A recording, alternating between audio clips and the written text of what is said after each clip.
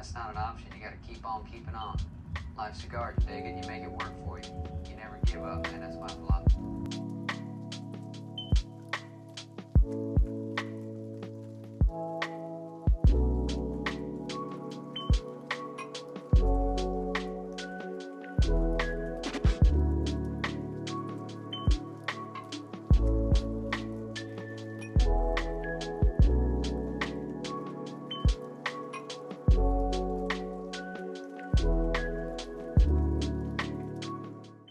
Okay, Sunday projects, number 5, volume 5, part 5, whatever.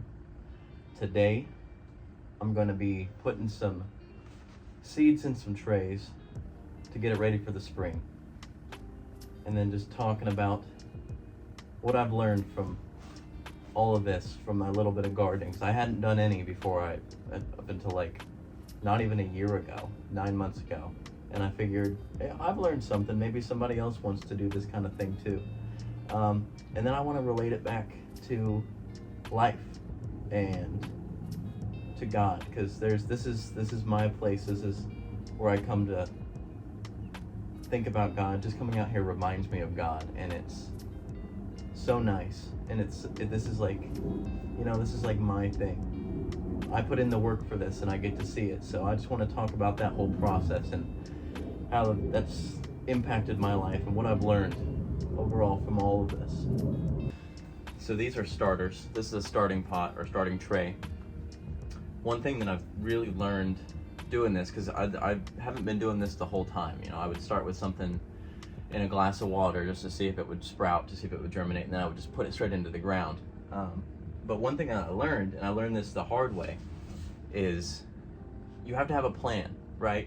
You can't, I'm not just gonna go planting willy-nilly because I don't have willy-nilly space. So I know I'm planting cucumbers, watermelons, cantaloupe, and some lavender. I think that's all the stuff that I have to plant, or that's all that I want to plant for spring, being in this climate in Tampa. I hope that they'll grow during that kind of transition from cold to hot, because I know the watermelons and cantaloupes didn't like it when it was too hot. So I'm hoping planting it a little sooner, I'll actually get a fruit that's, bigger than my hand at least. That's the hope at least. We'll see. It's a learning experience.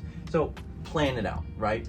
Set goals. What are my goals for these plants? What am I going to use them for? Well, I'm planting things that I can eat or things that I can use. That's kind of that's what all of this is. It's something that I can use in some way. I'm not big into just the flowers and the beauty of it, which it is beautiful. It's really cool to look at, but that's not my thing with it, I guess. So to start off, I know that I want the plants that I said. So a lesson that I learned was you don't have to use rows right next to each other. You don't this is 36 per tray, I think.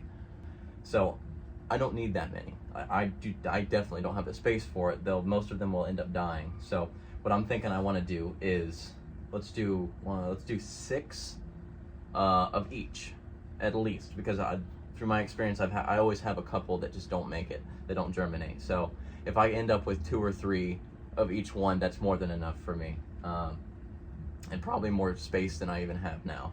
Start off, let's fill these up with dirt. So I'm going to use, I know I want 6 of them, and I know I want to skip a row each time. So I'm going to go 1, skip, 1, skip, 1, skip, all the way down until I have enough for the 4 different varieties that I have.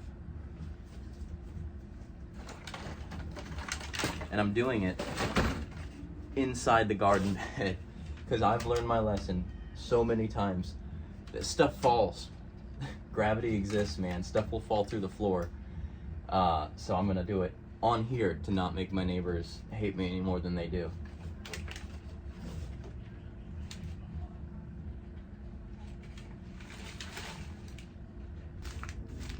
These are super easy to fill.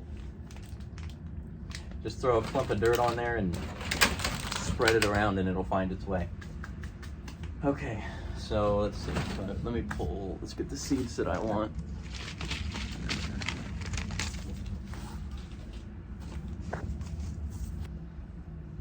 When you set a goal, be smart about it.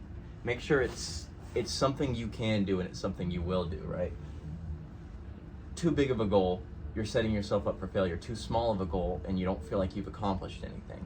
So this is a fairly simple thing for me to do, but it takes work, and it takes continued monitoring, and that's what I want. I want some more consistency in my life, and having these plants depend on me to come and water them to make sure that there's no pests are getting too bad or fungus, mold, whatever growing.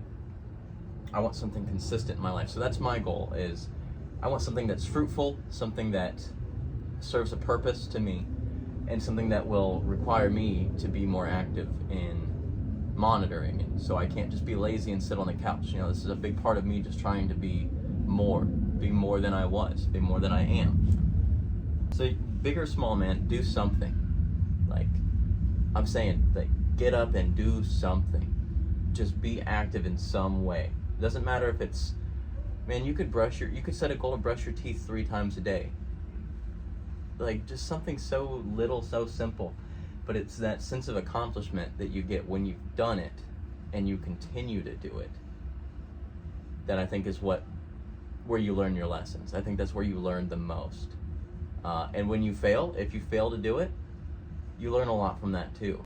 Let's get some seeds thrown in here. I'm gonna clear out half these rows. So I'll have 1, 2, 3.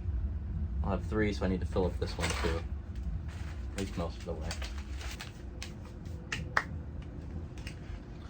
Okay. So that should be enough. I've planted these enough times that I know what the seedlings look like. I know what the sprouts look like for each of these. So I'm not too stressed about writing down or organizing for the future which is which. Like, if you're doing this for the first time, or you're doing this with new plants, like I would absolutely write down on a card, you know, this is what row this is in, blah blah blah, so you don't forget. Because, you know, after 2 weeks, you do this now, you're like, oh yeah, I know that's where that is. 2 weeks from now, you're gonna walk over and be like, oh, I planted something? Like, what? Now the next thing.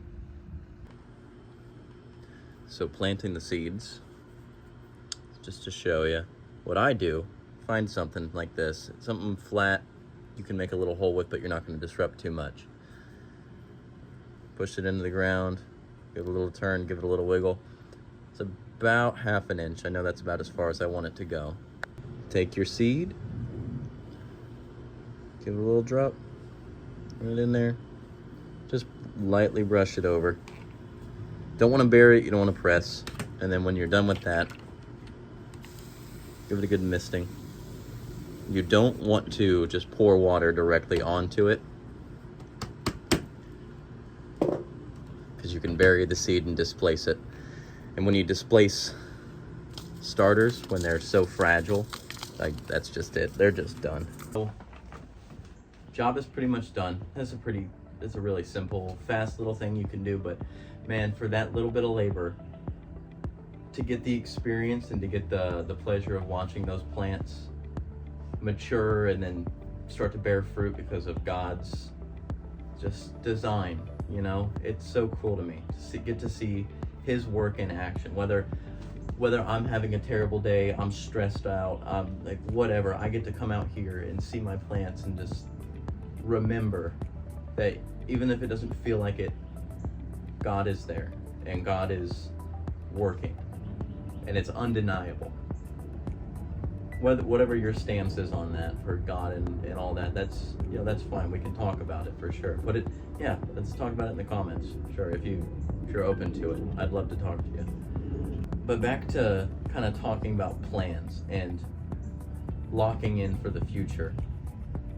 Make a plan, make a realistic plan, something that's obtainable, and start backwards with your goal, and then figure out, okay, so what's the step before my goal? What do I want to happen? This. And then don't mess with it. Once you have committed on something, once your plan is set for you and you like it, it seems good, okay, cool. Don't mess with it.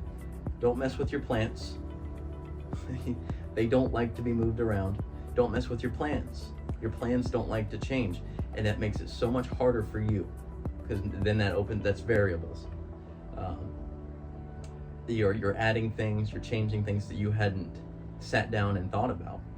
But yeah, start backwards. So like these, I know I'm gonna have, so my plan backwards from these, I'm planting those now for when they're ready to get transplanted in spring. By the time spring rolls around, I'm hoping that a lot of the sunflowers that I have are gonna be already bloomed, and I can take them up and then give them to people as decoration or whatever. I know my broccoli will be done, so that'll free up like dang near a quarter of my entire trough here. So I should, if I have 2 or 3 survivors from all of that, I will have enough room. I'll have enough space, because I've committed to not buying more dirt and not getting more planters, because I think this is already pushing the limits of like what's tacky and what's cool. Like, what's a functional garden? What do you need? I don't think I need much more than this. I want more, but I don't think I need it. Planning backwards though, so I know I'll have enough space, and I know it'll take about 3 months. Give your plan enough time to show its flaws. If you've made your plan, you've thought about the future, you're back, you're here now, you're at the step, you're executing, you're starting off with your plan. Give it time to show you why it's not going to work before you start changing things, right? If I see that one of those seedlings isn't surviving, or it came up and now it's wilting, I'm not going to go tear the whole thing up. I'm not going to change my plans just because one or two of those don't make it, because I've accounted for that. Now, if there was a huge rush of like a pest or something comes and tears up the whole thing, well, then I'll pivot. But I'm not going to mess with it until it's time to mess with it. Same thing goes for a plan, like structuring your life. Go through the process. Wait for what you've set up to show its flaws. Wait for your plan to show its flaws, and then change one little bit. An example I have for what I'm doing, I've started a new daily schedule, because I want to be productive. I want to be doing things. I want to be closer to God. I want to labor for the things that I have. I started off. One of my things was I'm going to clean for an hour a day when I get home. After 2 days, I realized I was out of stuff to clean. Like, an hour in my apartment is just too much. So I downed it after a few days, and I realized that plan wasn't gonna make sense, and it was just gonna be tedious, and I wasn't gonna be able to follow it, for the long run. I downed it a little bit, down to 30 minutes. So along those lines, wait for your plan to develop and show you what needs changed. You set your plan. You set your goal. You organized your plan. You've allowed some time to refine it. Now it seems, at least right now, like things are going right. The only thing there is to do is to execute, man. Do it. Just do what you set out to do. And if it doesn't work, it doesn't work. You learned something, you tried something. Don't be disheartened, don't beat yourself up. And I'm bad about that. I beat myself up a lot about the things that I don't do and I fail to do. But just do it, man. And that comes full circle. Just do something. Just pick something to do that is going to be different. Is going to force you to change your life in some way for the better. Change your life.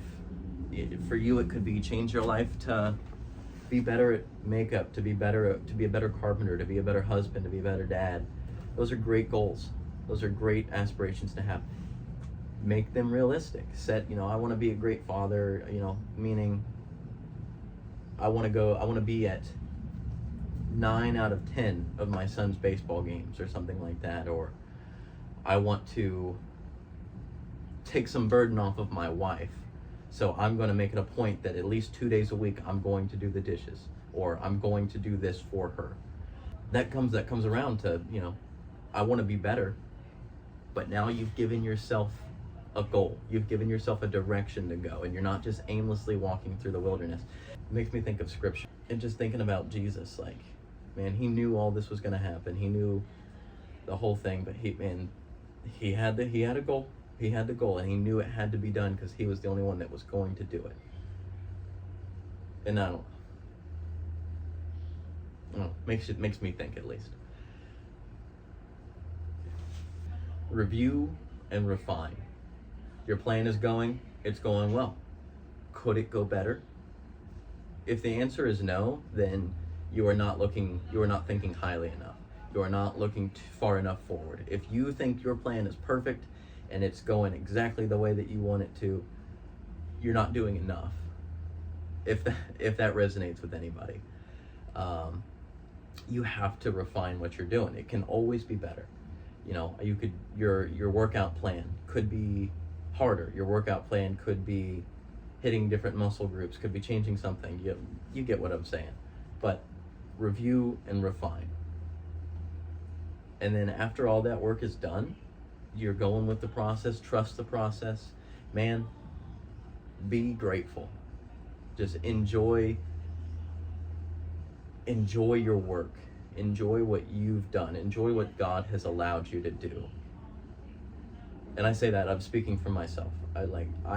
God has allowed me to do so much that I don't deserve, and I think that's such a good thing. I think keep track of the things you're doing well, keep track of the things you're doing wrong.